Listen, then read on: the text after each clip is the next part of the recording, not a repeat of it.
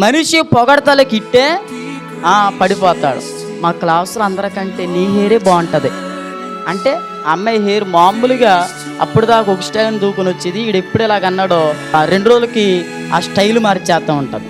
ఈ బ్రతుకుల్లో కూడా ఎవరు మిమ్మల్ని పొగిడినా కానీ మీరు పట్టించుకోకండి.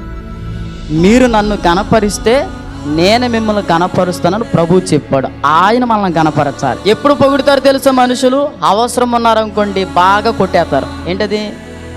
బాగానే అర్థమవుతుంది మీకు. మీ అంత మంచోళ్ళు లేరండి, మీ అంత క్షమాగుణం కలిగిన వాళ్ళు లేరండి, మీ అంత పవిత్రులు లేరండి, మీరు మాట్లాడితే బైబిల్ చదువుతారండి అంటారంతే. ఇప్పుడు ఇంకా బైబిల్ చదవమనేసి వాళ్ళ ఇంటికి వెళ్ళిపోద్ది. మీరు మాట్లాడితే ప్రార్థన అంటే గుడి అంటారేంటండి అంట మొదలెడుతుందా? ఇప్పుడు 2 రోజుల తర్వాత ఆవిడతో సాహసం మొదలెడుతుంది.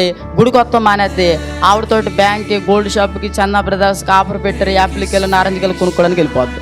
పొగడతలు ఎప్పుడైనా మన జీవితానికి ప్రమాదమే, గుర్తుపెట్టుకోండి. పొగిడించబడుతున్నప్పుడు మనకి ఏమొచ్చేస్తుందని ఆటోమేటిక్గా మనకు తెలియకుండా గర్వం వచ్చేద్ది. ఈ గర్వం ఏం చేస్తే తెలుసా?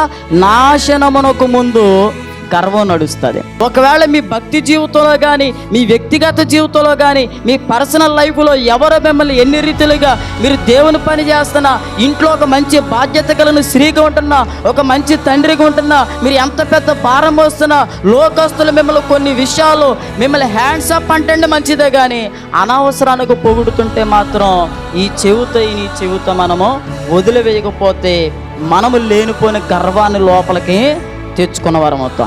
అపవాది కూడా అలాంటి పొగడతలు కోరుకుంది కాబట్టి అక్కడి నుంచి కిందకి త్రోసివేయబడింది.